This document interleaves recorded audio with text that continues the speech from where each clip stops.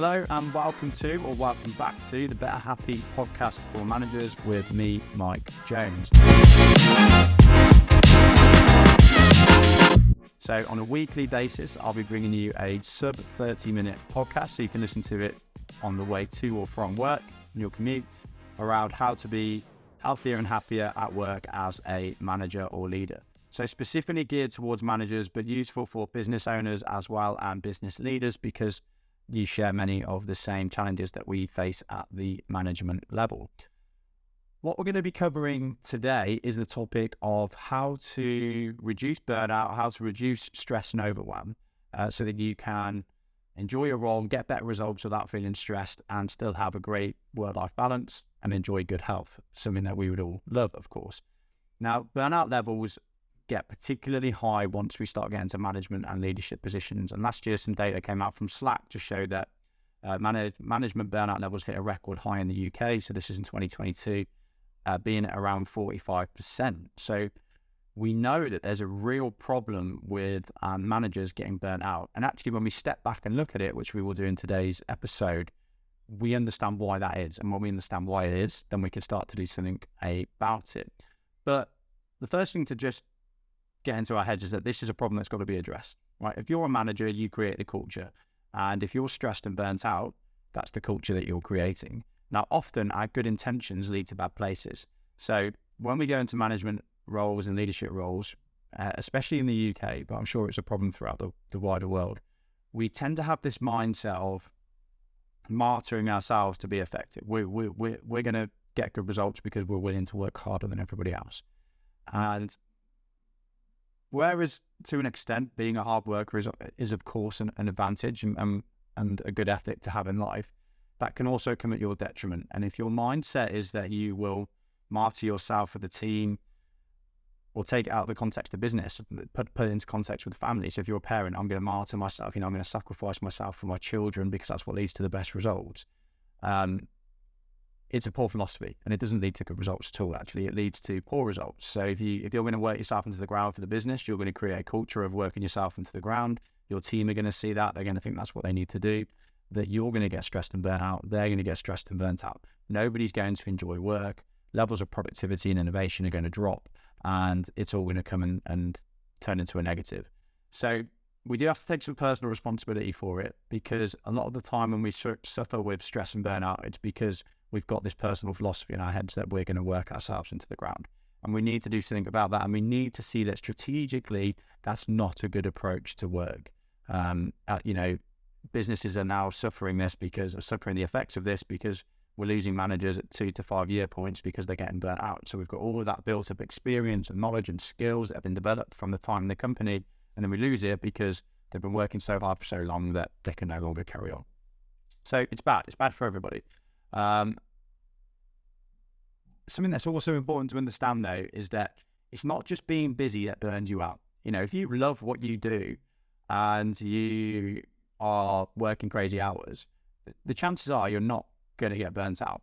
But, and this is an important but, if you love what you do or don't love what you do, if you don't love what you do, you're going to get fed up. But if you love what you do and you're working crazy hours because you don't think that you're good enough or you don't think that the results you're getting are good enough, so you need to work more to make up for that, you are 100% going to get burnt out. And it's not the physical output that's burning you out, it's the constant mental stress. It's this constant voice on your shoulder telling you you're not doing a good enough job, so you need to work more, you need to work more, you need to work more. It's that constant voice on your shoulder that actually leads to you getting completely grinded down, fed up and burnt out.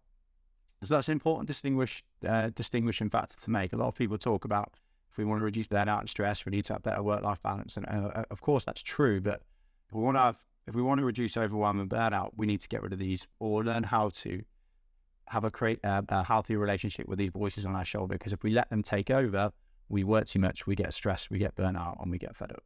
So that's a really important point to understand. Now, let me share with you my story around burnout. I've worked with hundreds of managers, thousands of employees and helped them around these issues. So I've got some really good insights around here, but the insights didn't start from that. The insights started from my own personal experience. So my story is I started my professional career in the British Army. I was an intelligence analyst and I got attached to the Special Boat Service, so the water version of the SAS. and did 2 tours in Afghanistan with them. Now, these were physically and mentally demanding tours. So for 4 to 6 months at a time, I only had a small rest in between the two. So I spent almost a year back to back in Afghanistan, and, working up to 20 hours a day sometimes, for non-stop. And obviously the work you're doing is people's lives are dependent on it. So a very demanding job, but I never got burnt out. When I'd never actually been able to sleep on a plane. This is a really interesting little insight. I'd never been able to sleep on a plane, and I'd done some traveling before this time. And I remember I can't remember if it was the first or second time I left from Afghanistan, getting on the plane, and once you get out of the runway and into the air, and you're safe, because obviously you're at risk of getting brought down on a plane coming out of Afghan. I remember once I got into the air, closing my eyes and not waking up till I got to the UK, and I think that was a 12-hour flight or around that distance. So I was physically shattered after both of those tours, but I did not come close to or have any comprehension of what it meant to be burnt out. I was just tired. That's all it was. And then when I left the army, I went and did some traveling, lived on monasteries in Thailand and Nepal, had some great experiences, studied spirituality, studied Buddhism, but I also lived in Australia. And whilst I was in Australia, I took 3 months to go and work on a deep sea fishing boat, which was a very cool experience. But again, deep sea fishing, one of the most physically demanding jobs I've ever done in my entire life. So we used to go out for 10 days at a time, and we work for 4 hours, sleep 4 hours non-stop for 10 days. So whilst bobbing up and down on the sea, trying to avoid everything that you pull out of the water, because it's all deadly in Australia. Certain fishes are going to kill you if you touch them. So it was a physically demanding job again. And again, I'm very tired after that, very, very physically tired in my body, but certainly nothing along the lines of what we would class as burnout. Fast forward a year, I think it's about 2016, I came back to the UK, and I decided to start my first business, which was a little CrossFit gym. I self-funded, started it, ground up, turned it into a 6-figure business, developed a team, a coaching team. I think we had 6 staff, a couple of full-time coaches, a few part-timers, and grew the business year on year. We doubled it in size every year for 5 years. And this is what's really interesting, because this business was nowhere near as physically demanding as being in Afghanistan and working on a deep sea fishing boat. But because it was my business, and because I felt that everything in that business was a reflection of Mike, and because I also have some issues around perfectionism and imposter syndrome and money, I started to just work all the time. And the reason I was working all of the time is because I was constantly telling myself I wasn't doing a good enough job. There was issues that needed to be fixed. Things weren't perfect. And I needed to be busy. For me to justify making money, for this business to be successful, I had to work. I had to work more. I had to look after the team. I had to look after the clients. I had to go and fix these problems. I had to make things better, constantly better. So it started off, working 5 days a week, and then it turned into 6 days a week, then it turned into 7 days a week. And then by the end of it, so after the 5 years, I'd had 2 weeks holiday over a five-year period. I'd stopped spending time with my friends and family. The last 2 years, I was hardly training, so I'd stopped looking after myself, which is ironic because I was the owner of a gym. And I was completely exhausted. I was completely mentally exhausted, not physically. And it's a completely different tiredness to the tiredness I experienced from being in Afghanistan and working on fishing boats. And this was more of a depression. I'd lost all my confidence. I'd lost all my drive. I'd lost my vision and excitement for the future. I was just mentally exhausted. And the reason for this is because I had these voices on my shoulder, that you're not good enough. That's got to be perfect. You're going to fail. People don't think you're doing a good enough job. You don't know what you're talking about. All of these voices that most of us suffer with, I started listening to them because all of a sudden I had these responsibilities on my shoulder. Not my job was no longer just to do stuff. My job was to get results, and the results were a reflection of me. And this is the huge difference between being in a team and just getting paid to do stuff, and being in a management and leadership position. Because as soon as you're in a management and leadership position, you're kind of given free run with your time in theory, but you're responsible for output. And once that happens, there's a whole new world of mental health challenges to overcome that, if we don't understand, will lead to us getting burnt out. And this is why so many leaders and managers burn out.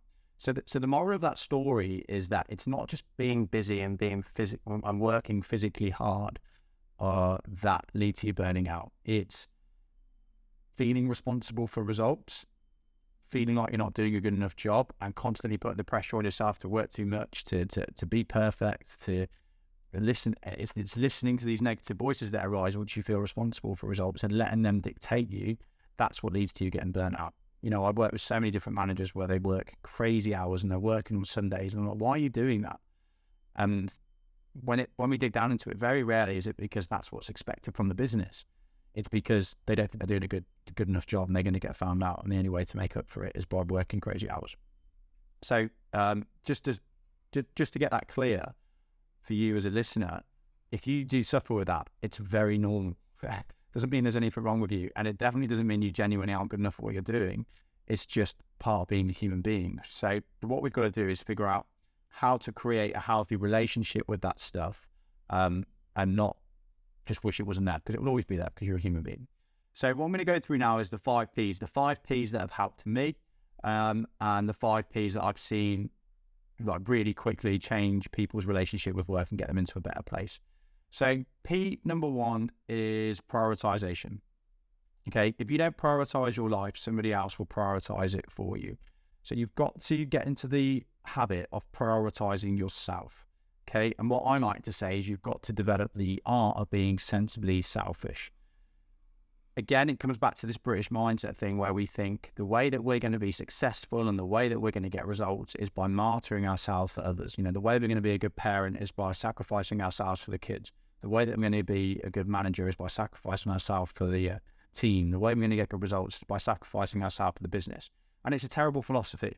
It's very British. It's taught to us from a young age at school. But you've got to battle that philosophy. It does not lead to a good place. There's a really famous inspirational speaker who's passed away now called Jim Rohn, who I'm a big fan of, and he talks about how poor the philosophy is of you look after me and I'll look after you.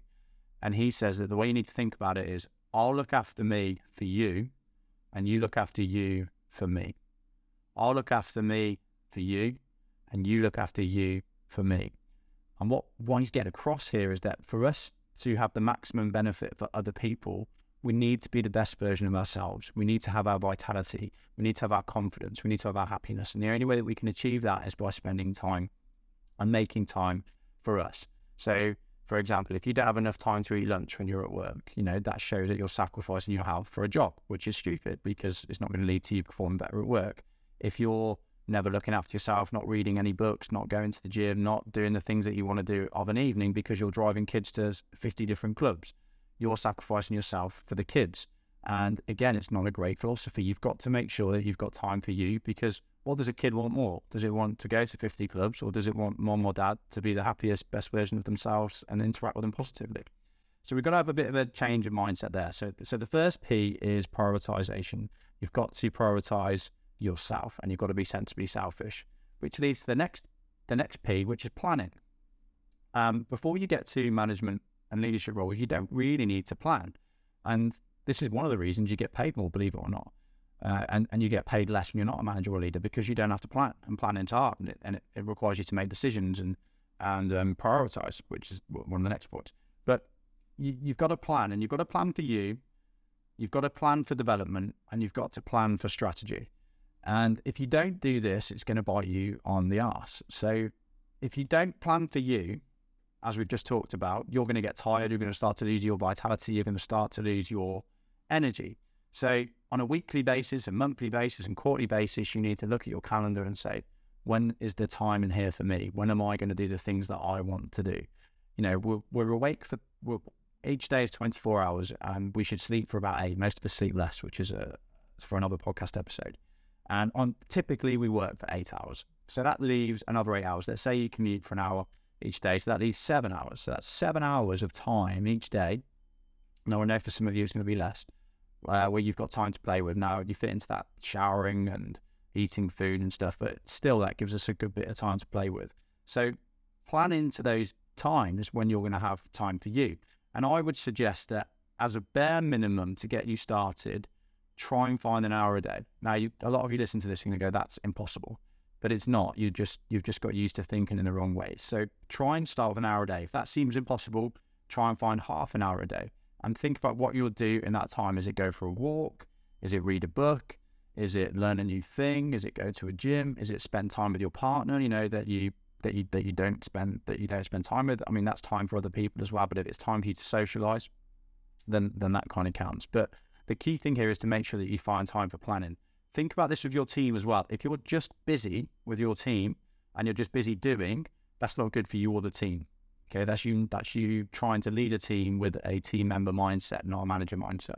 So this is a really hard thing for managers to actually get into the mindset of doing, but you've got to plan time every week to develop your team and to think about where the team's heading, so your strategy. And if you haven't got time in your weeks and your days for that, you're just busy fools and you're spending way too much time on things that aren't important and your team are feeling misaligned. So plan time for developing your team. I would suggest that at least once a quarter, you should have a half day where you do some kind of development exercise with your team. You should also do check-ins with them at least an hour a month to check in with them and what their goals are and develop them. And then plan time for strategy as well. So once a quarter, you and your team really should be stepping back and go, what are we focusing on for the next 3 months? How did the last 3 months go? What was good? What was bad? What did we waste time on? What are our actual top priorities? How can we focus on those over the next quarter? If you don't do that once a quarter because you think that you're too busy, you're missing the point. Yep, you have to spend time planning to make sure that you're doing the right stuff. It's better for you, it's better for your team, and it's better for the business. So there's 3 elements of planning there. Planning for you, which ties in with the previous P, planning for your team, for their development, and planning for strategy, which is basically planning for the business. What are we focused on? How are we going to move towards it? Okay, why won't you stick to planning and why won't you prioritize yourself? Well, this leads to the 3rd P, which is perfectionism. Okay, and with this P, I'm not saying implement it, I'm saying be aware of it. So perfectionism is something that I suffer with, and most of us will. But this is the part of your mind that tells you that if things aren't perfect, they're not good enough and you need to carry on fixing them. Now, an element of this is good because it means you're going to work to a high standard and you're going to get really graded by people that don't. But what you have to comprehend is that perfect is unattainable. It's unachievable.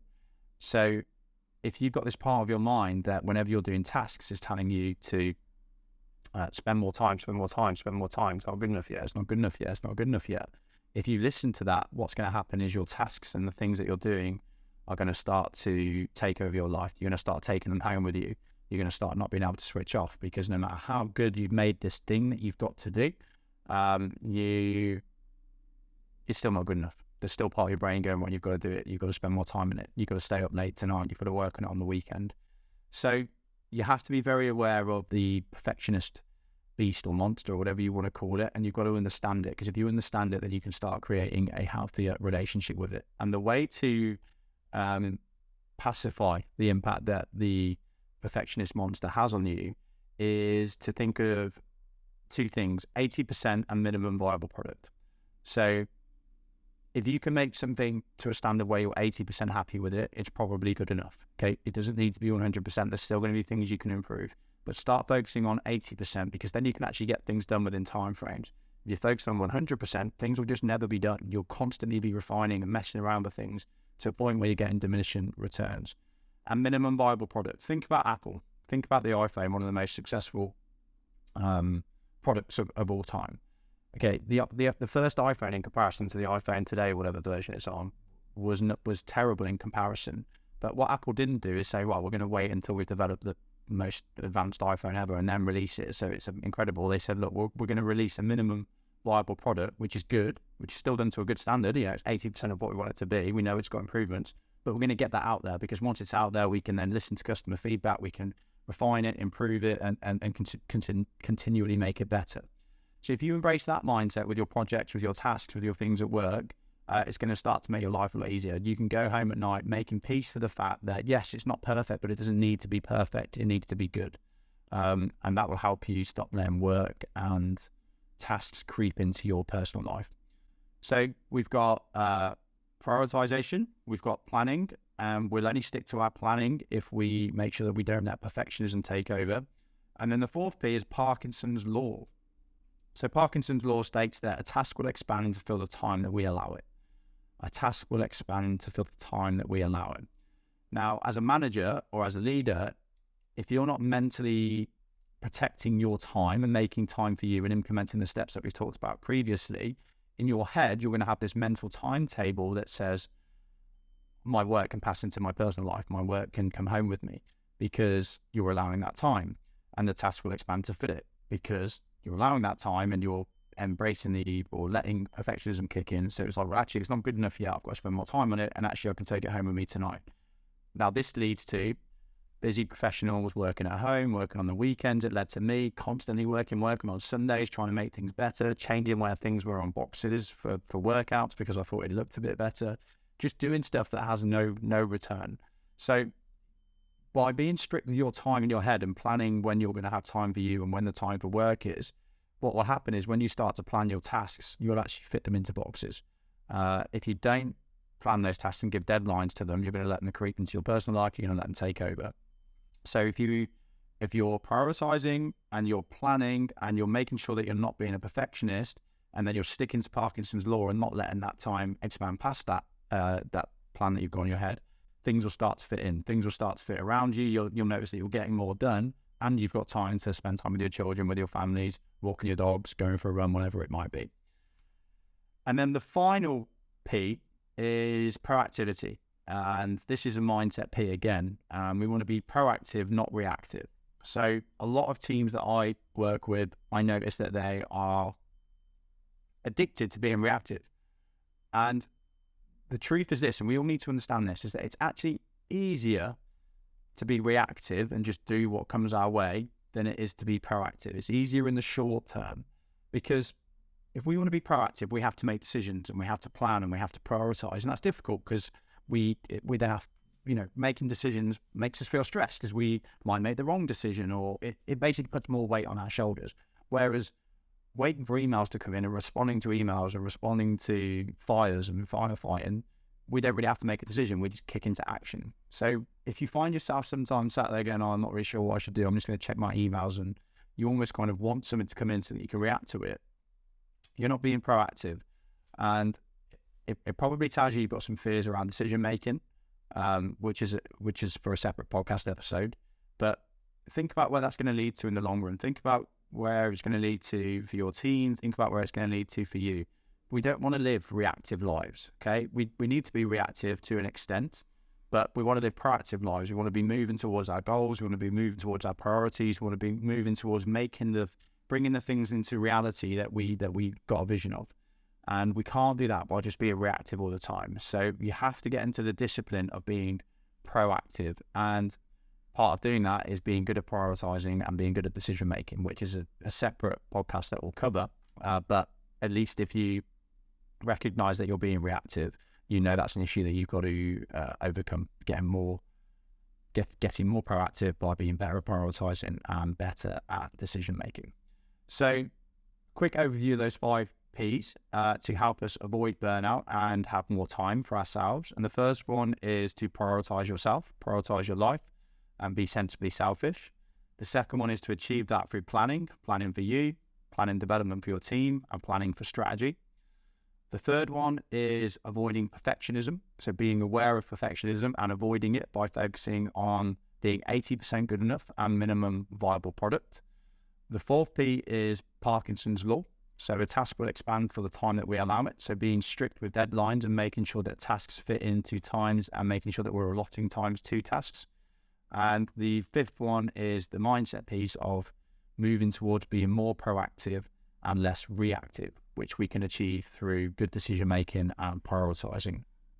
So those are the 5 P's that work. Now, maybe you are hoping for some incredible new tool or piece of artificial intelligence that's going to help you kind of organize your diary and sort your life out for you and stop overwhelm. Well, I'm sorry, but there isn't anything like that. Being really successful and being really balanced and having a good life isn't about doing extraordinary things. It's about doing ordinary things extraordinarily well. So if you want to stop getting burnt out and you want to have more time and you want to get more done in the time that you've got available to you, it's not about doing anything crazy. It's about implementing basic habits like the ones that we've just talked about in this podcast. Most of the issues and challenges that you face are created in your own mind, And the good news about that is that they are solved in your own mind as well. So you don't need any crazy tools. You don't need any new piece of, you don't need the latest gadget or any bright shiny objects. You need to work on these basic principles. And if you do that, you're going to have more time. You're going to start moving towards better health and a better life and better balance. Your teams are going to appreciate you more. Your families and friends are going to appreciate you more, and you're going to get better results for your business. There's no reason not to do this. The only reason not to do this is because we get comfortably uncomfortable. We don't like things the way they are, but it's easier to keep them the way they are and moan about them than it is to actually do something about it, because that takes a bit of effort. So if you're stuck in this area, you're probably comfortable, uncomfortable, which leads on to my final point, which is don't just listen to this stuff and think those are good ideas. You've got to go away and take action. Okay, you've got to think about these things and think, what can I start implementing about what I've taken from this today right away? Because if you do that, you start to make changes. And when you start to make changes, your brain learns, oh, this is actually working. I'm growing, I'm making improvements. And that becomes addictive. But if you think about it and sit on it and don't do anything about it, nothing changes.